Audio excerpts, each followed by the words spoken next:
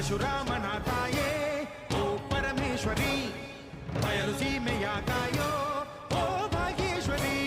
ಅಮ್ಮ ಅಮ್ಮ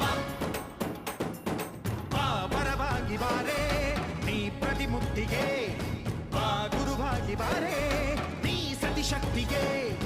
ವೇದದ ರೂಪಿಣಿ, ನಾದ ಸಂಚಾರಿಣಿ, ರಾಗದ ವಾಹಿನಿ, ಈ ಭೂಮಿಯ ದಾಮಿನಿ. ಅಮ್ಮ ಎಲ್ಲಮ್ಮ, ಅಮ್ಮ ಎಲ್ಲಮ್ಮ,